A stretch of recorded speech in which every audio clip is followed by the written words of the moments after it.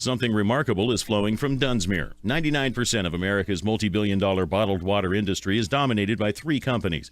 Plastic water bottles have become a ubiquitous sight in landfills, along roadsides, and just about anywhere litter gathers. Then there are ventures like the Castle Rock Water Company in Dunsmuir.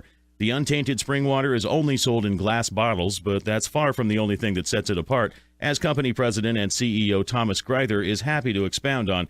He maintains a fascination with water that's nothing less than mystical.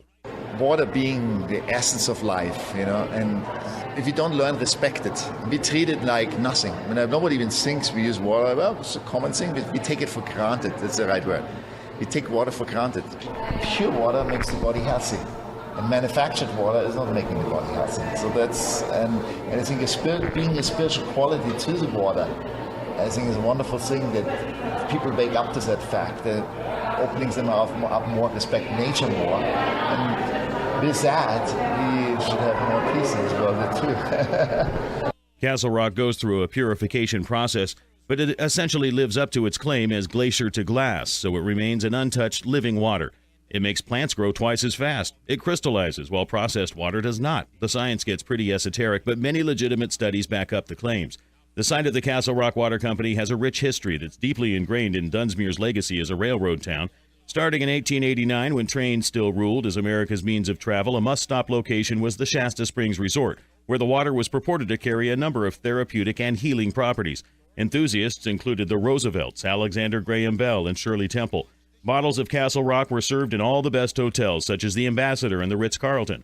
Business dropped off in the 30s, due in part to the Great Depression and the decline in rail travel. If you ask Thomas Greither, the rebirth of Castle Rock is well underway, buoyed by distinctions such as being named the best bottled water in the world at this year's Berkeley Springs International Water Tasting Competition. Castle Rock's water is Dunsmuir's water, quite literally. The hillside springs above Mosbrae Falls that supply the bottling plant is the same source that provides Dunsmuir's municipal water.